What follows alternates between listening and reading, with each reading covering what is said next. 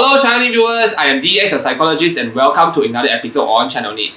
In this episode, we are going to discuss the influence of TI on the ENTJ. Of the 4 shadow functions of the ENTJ, TI has significant influence because it is ranked the highest. Actually, TI as a nemesis function is always in the background. However, it is also usually overridden by the hero function TE. So let me give you an analogy. A scientific calculator can depend on the normal battery or the solar cell to supply power to the calculator. So under normal circumstances, the battery provides the main source of power for the scientific calculator.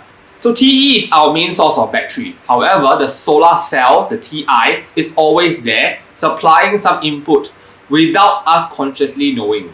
So when does TI come into play? So in this episode, I am going to discuss 3 different scenarios where TI can come into conscious play. The first scenario is very simple to understand: when FI is triggered. When FI is triggered, TI will be activated as well. So for any MBTI type, position number 4 is the gateway for position number 5 to be opened. So for the ENTJ, if FI is triggered, TI will be activated. This is very interesting because technically FI and TI are supposed to be demon functions. So for the ENTJ, our demon function is FE. It is very difficult for us to feel compassionate because FE is our demon function. So TE users will find it very hard to use FE. So similarly, TI users may find it hard to use FI and vice versa.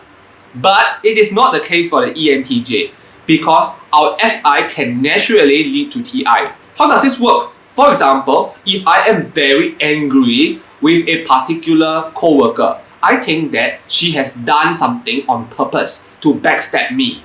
So first, FI must get triggered, then TI will come into play subconsciously to find all the confirming evidences that she has done it on purpose.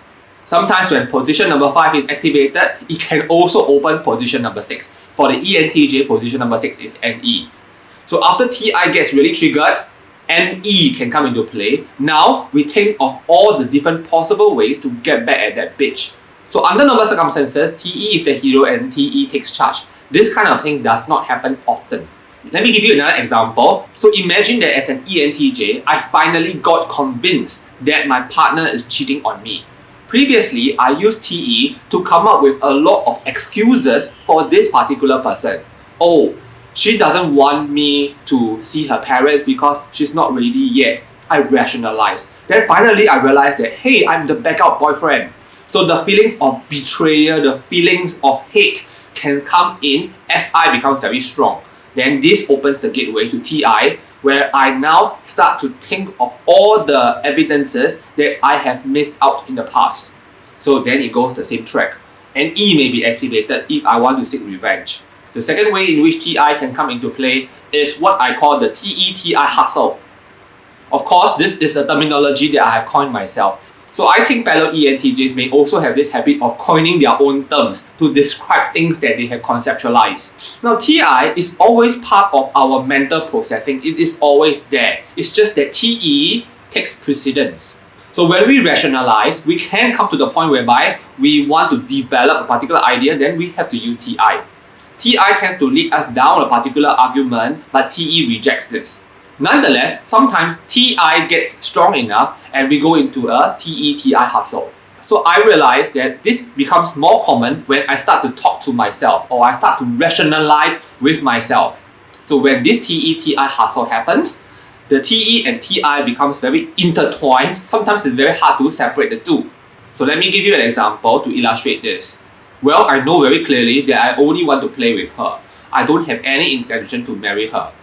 Yes, I think my pure intention, my ulterior motive is just to bait her. Well, you can't say that this is selfish, right? She also gets to enjoy. I also spend money on her. She has nothing to lose. Is it? Yes, she hasn't. You know, I can tell that she enjoys this relationship as well. Maybe she also thinks the same way. So as you can see, TE and TI are intricately intertwined in this argument. TE comes into play to talk about the other person's point of view. But generally, when you look at it, it is very TI oriented.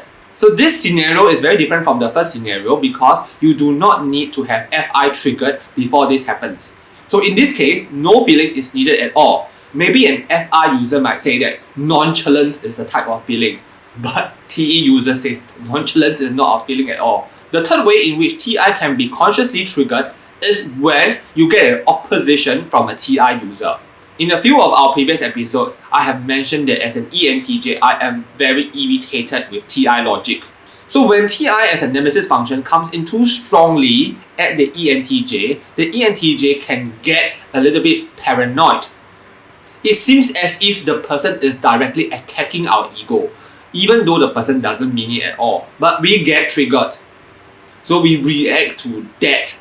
So under normal circumstances, when I think about it, I think any INTP, for example, may be just speaking their mind without really consciously trying to attack the ENTJ. But the ENTJ cannot help but feel that that is the case. But enough said, sometimes the ENTJ can also trigger the INTP to become very offended. So sometimes I see posts of INTPs on Facebook, they have an argument, but the argument is very one-sided. So as an ENTJ, sometimes I feel that they lack this bird's eye view of the entire picture. I just want to correct them, but usually I don't. So personally, I know a lot of INTPs. I do not have problems with most INTPs. But for the few INTPs that I have problems with, it is enough for me to rank INTPs as the MBTI type that I would want to interact with the least. This is also why I personally feel that the ENTJ and the INTP is not a compatible match. So we have discussed 3 different scenarios where TI can be activated. However, TI is not entirely harmful. TI can be useful. So in an examination, particularly when essays are required, TE and TI can come together and cooperate and work very well to produce a very holistic essay. So TE think of all the possible scenarios, all the possible explanations, TI develops them. And then TI doesn't go in too deep, TE will come in and pull the TI back and then come and talk about a second idea and so on and so forth. So in this regard, TE and TI can really work very well. However, as an ENTJ, TI is our 5th function. We do not use TI well actually as compared to other TI users. Okay, I hope that this episode has given you some insight how an ENTJ may use TI. If you are not an ENTJ, I think that this may start to give you some idea how the 5th function will work for you as well. If you have not subscribed, do consider subscribing so that we can give you more ENTJ, MBTI and fun stuff. So in our next episodes, we'll continue talking about the other shadow functions. I'll see you in our next episode then. Bye bye.